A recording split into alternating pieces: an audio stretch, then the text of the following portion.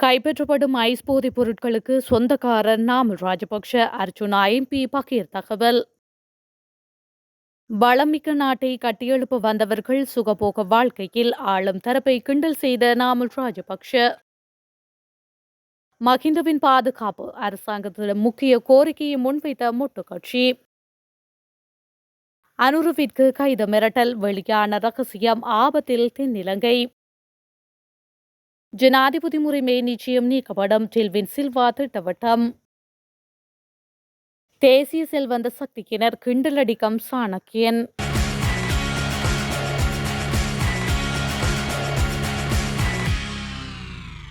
எங்கள் நாட்டில் முன்னெப்போதும் இல்லாத வகையில் போதைப்பொருள் கொள்கலன்கள் ஐஸ் உட்பட கைப்பற்றப்படுகின்றன. இது நாமலுக்கு சொந்தமானது என்று நான் கூறுகின்றேன் என்று நாடாளுமன்ற உறுப்பினர் ராமநாதன் அர்ச்சுனா தெரிவித்துள்ளார். நேற்று நாடாளுமன்றத்தில் உரையாற்றும் போது அவர் இதனை குறிப்பிட்டுள்ளார். அவர் தனது உரையில் மேலும் தெரிவிக்கையில், இப்போது பாருங்கள், திடீரென்று நம் நாட்டில் இதற்கு முன் எப்போதும் இல்லாத அளவுக்கு ஐஸ் மற்றும் போதைப்பொருள் கொள்கலன்கள் பறிமுதல் செய்யப்பட்டுள்ளன. இது நாமலுக்கு சொந்தமானது என்று நான் கூறுகின்றேன். ஆனால் நாமல் இன்று வரை கைது செய்யப்பட நமது வருங்கால ஜனாதிபதியும் அங்கு அமர்ந்திருக்கின்றார். அமைச்சர் நலிந்த ஜெயதிச, நான் உங்களை மிகவும் நேசிக்கின்றேன். இன்று முதல் நான் உங்களை ஆதரிப்பேன். அதை நினைவில் கொள்ளுங்கள். இருப்பினும் இதில் யாரும் இப்போது அவரை கைது செய்யவில்லை. அவரது தந்தை கைது செய்யப்படவில்லை. அவரது மருமகன் கைது செய்யப்படவில்லை. யாரும் கைது செய்யப்படவில்லை. அவர்கள் என்னை கைது செய்கிறார்கள். பாருங்கள், நான் நாளை கைது செய்யப்படுவேன். நாளை மறுநாள் நான் இந்த ஜாமீனுடன் வருவேன், இல்லையா என்று அவர் தெரிவித்துள்ளார். முன்னாள் ஜனாதிபதி மஹிந்த ராஜபக்ஷ தற்போது தங்கியிருக்கும் தங்காளை பிரதேசத்தின் பாதுகாப்பை அரசாங்கம் பலப்படுத்த வேண்டும் என மஹிந்த ராஜபக்ஷவின் ஊடக பேச்சாளர் மனோஜ் கம்கே வலியுறுத்தியுள்ளார். தற்போது ஜனாதிபதி, பிரதமர் மற்றும் அமைச்சர்களுக்கான பாதுகாப்பு பலப்படுத்தப்பட்டதாக வெளியான செய்திகளை அடுத்து இந்த கோரிக்கை முன்வைக்கப்பட்டுள்ளது. முன்னாள் ஜனாதிபதி மஹிந்த ராஜபக்ஷ கொழும்பு 7 வசித்து வந்த விஜயராம மாவத்தை முன்னர் பாதுகாப்பு வலயமாக காணப்பட்டது எனினும் தங்காளைக்கு அதே அளவிலான பாதுகாப்பு வழங்கப்படவில்லை என அவர் சுட்டிக்காட்டியுள்ளார். இவ்விடயம் தொடர்பில் மேலும் கருத்து தெரிவித்த அவர், கொழும்பில் அவர் வசித்து வந்த இடம் பாதுகாப்பானது. ஆனால் தங்காளை அப்படிப்பட்ட பகுதி அல்ல. அவரது வீட்டின் முன் பேருந்துகள் தொடர்ந்தும் இயக்கப்படுகின்றன. அவர் பாதுகாப்பான பகுதியில் இல்லை. தங்காளையில் முன்னாள் ஜனாதிபதி ராஜபக்ஷவை சந்திக்க இப்போது ஒரு பெரிய கூட்டம் கூடி வருவதாகவும், தற்பொழுதுள்ள பாதுகாப்பு ஏற்பாடுகள் போதுமானதாக இல்லை. இவ்வளவு பெரிய கூட்டத்தை கையாள்வதில் தற்போதைய பாதுகாப்பு குழு சிரமப்படுகின்றது. பாதுகாப்பு தேவையில்லை என்றும் முன்னர் கூறியவர்கள் உட்பட ஜனாதிபதி, பிரதமர் மற்றும் அமைச்சர்களின் பாதுகாப்பு அதிகரிக்கப்பட்டுள்ளதை நாங்கள் காண்கின்றோம். இதேபோல் மஹிந்த ராஜபக்ஷவின் பாதுகாப்பும் நிச்சயமாக அதிகரிக்கப்பட வேண்டும். ராஜபக்ஷ தற்பொழுது தனது சொந்த ஊரில் இருப்பதால் அவருக்கு பாதுகாப்பு தேவையில்லை என சில அரசாங்க பிரதிநிதிகள் கூறியதை நாங்கள் கண்டிருக்கின்றோம். எனினும் தீங்கு விளைவிக்க நினைத்தால் அவர்களின் இலக்கு சொந்த ஊரா அல்லது கொழும்பா என்பது முக்கியமல்ல. அத்தகைய வாதங்கள் இல்லாமல் அவரது பாதுகாப்பு உறுதி செய்யப்பட வேண்டும் என்று அவர் மேலும் தெரிவித்துள்ளார். நாட்டு மக்கள் வளமாக இருப்பதை தாண்டி அரசாங்கத்தின் 159 பேரும் மிகவும் வளமாக இருப்பதை அண்மைய தினங்களில் காணக்கூடியதாக உள்ளதாக ஸ்ரீலங்கா பொதுஜன பெரமுன கட்சியின் நாடாளுமன்ற உறுப்பினர் நாமல் ராஜபக்ஷ தெரிவித்துள்ளார். 70 வருட கால சாபத்தினுள் கோடீஸ்வரர்களாக மாறியது எப்படி எனவும் நாமல் கேள்வி எழுப்பியுள்ளார். நேற்று நடைபெற்ற நாடாளுமன்ற அமர்வில் கருத்து தெரிவிக்கும் போதே நாமல் ராஜபக்ஷ இதனை தெரிவித்துள்ளார். இவ்விடயம் தொடர்பில் மேலும் கருத்து தெரிவித்த அவர், 76 வருடங்களில் கோடீஸ்வரர் ஆகவில்லை என்றால் கடந்த சில வருடங்களில் கோடீஸ்வரர்களாக மாறியது எப்படி? அந்த கேள்விக்கும் ஒவ்வொருவர் ஒவ்வொரு பதில்களை வழங்கியிருந்ததை காணக்கூடியதாக இருந்தது. கடத்தொழில், ரப்பர் தொழில் வீழ்ச்சியடைந்துள்ளது. மின்சார சபை ஊழியர்களுக்கு ஏமாற்றமடைந்ததே பெரியோரு வருத்தமாக உள்ளது. பயமுறுத்திய அரசியலில் ஈடுபட்ட காலம் தற்போது முடிவடைந்து விட்டது என அவர் மேலும் தெரிவித்துள்ளார்.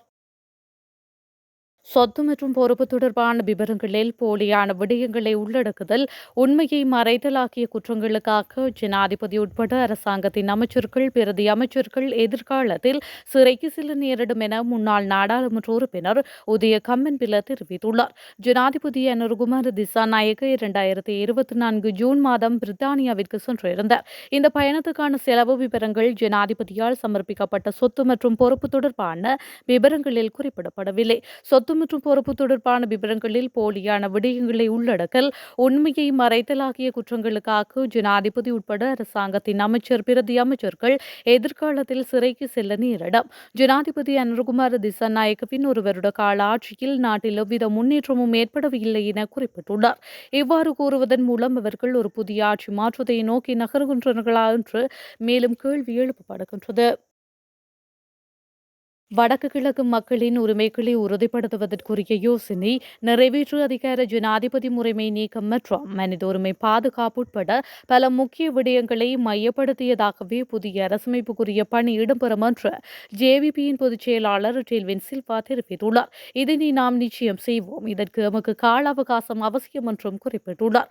தென்னிலங்கை ஊடகம் ஒன்றுக்கு வழங்கிய நேர்காணலின் போது நிறைவேற்று அதிகார ஜனாதிபதி முறைமை நீக்கம் தொடர்பில் எழுப்பப்பட்ட கேள்விக்கு பதிலளிக்கையிலேயே அவர் மேற்கண்டவாறு கூறியுள்ளார். அவர் மேலும் தெரிவிக்கையில், தேசிய மக்கள் சக்தியின் தேர்தல் விஞ்ஞாபனத்தில் வழங்கப்பட்டுள்ள உறுதிமொழிகள் நிச்சயம் நிறைவேற்றப்படும்.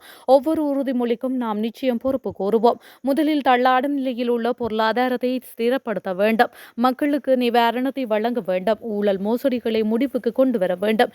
இவற்றை செய்யாமல் எடுத்த எடுப்பிலேயே நிறைவேற்று அதிகார ஜனாதிபதி முறையில் கை வைத்தால் மக்கள் அதனை விரும்ப மாட்டார்கள். எமக்கு இன்னும் 4 வருடங்கள் உள்ளன. தற்போதுள்ள அரசமைப்புக்கு பதிலாக புதிய அரசமைப்பு கொண்டுவரப்படும் என மக்களுக்கு உறுதியளிக்கப்பட்டுள்ளது. இதற்குரிய பணியின் போது நிறைவேற்று அதிகார ஜனாதிபதி முறைமை நீக்கப்பட வேண்டும். புதிய தேர்தல் முறைமை உருவாக்கப்பட வேண்டும். அனைத்து மக்களுக்கும் உரிமைகள் கிடைக்கக்கூடிய வகையில், குறிப்பாக வடக்கு கிழக்கு மக்களின் உரிமைகளை உறுதிப்படுத்தக்கூடிய யோசனைகள் இருக்க வேண்டும். மனித உரிமைகள் பாதுகாக்கப்பட வேண்டும். இவற்றை உள்ளடக்கிய வகையில் நடவடிக்கைகள் எடுக்கப்பட வேண்டும். இதற்கு காலம் எடுக்கும். நிபுணர்கள் மற்றும் மக்களின் கருத்துக்களை உள்வாங்கி அரசமைப்பு தயாரிக்கப்படும். நாடாளுமன்றத்தில் நிறைவேற்றப்படும். சர்வஜன வாக்கெடுப்பும் நடாத்தப்படும் என்று அவர் மேலும் தெரிவித்துள்ளார். தேசிய மக்கள் சக்தியினர் இன்று தேசிய செல்வந்த சக்தியினராக இருப்பதாக நாடாளுமன்ற உறுப்பினர் ரா சாணக்கியன் தெரிவித்துள்ளார்.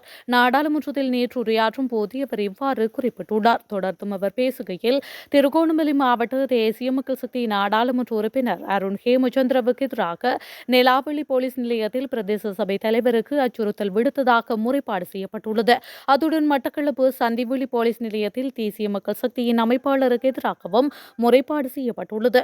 ஒரு மாதம் கடந்த நிலையில் எவ்வித விசாரணைகளும் செய்யவில்லை. தான் அமைப்பாளர் என்பதால் போலீஸ் மாதிபர் தன்னை விசாரணைக்கு அழைக்க மாட்டார் என்று சொல்லித் தருகின்றார். இது தொடர்பில் விசாரணைகள் நடாத்துமாறு பொதுமக்கள் பாதுகாப்பு பிரதி அமைச்சரிடம் கோருகின்றேன். இந்த ஆவணங்களை நான் சபைக்கு முன்வைக்கின்றேன். ஒரு வருடத்திற்கு முன்னர் இந்த அரசாங்கத்திற்கு தேசிய மக்கள் சக்தி என்றனர், பின்னர் தேசிய ஏமாற்றும் சக்தியினர் என்று அழைத்தனர். ஆனால் ஒரு வருடத்திற்கு பின்னர் தேசிய செல்வந்த சக்தியினர் என்று அழைக்கின்றனர். இவை நாட்டு மக்களுக்கு பெரும் பிரச்சனையாக மாறியுள்ளது. சொத்து விவரங்களை பாரப்படுத்தல் 2015ஆம் ஆண்டு நல்லாட்சி அரசாங்கத்தில் கொண்டுவரப்பட்டதாகும். அரசாங்கத்தின் சிலர் இன்று அச்சுறுத்தல் விடுகின்றனர். நாங்கள் பிள்ளையானுடன் அரசியல் செய்தவர்கள். இந்த அரசாங்கத்தில் கடந்த வருடம் செப்டம்பர் மாதம் வரை 3 முகங்களை காட்டினார்கள். அது ஜனாதிபதி அனுர, பிரதமர் ஹரணி மற்றும் அமைச்சர் விஜித் ஆகியோர். அவர்கள் மாத்திரமே நாடாளுமன்றத்தில் இருந்தனர். இன்று அரசியல் பேச்சுவார்த்தை மேடைகளுக்கு வருவோர், அதாவது தேசிய பட்டியலில் நாடாளுமன்ற உறுப்பினர்களாக வந்து நாட்டை மாற்ற முயற்சிக்கின்றனர்.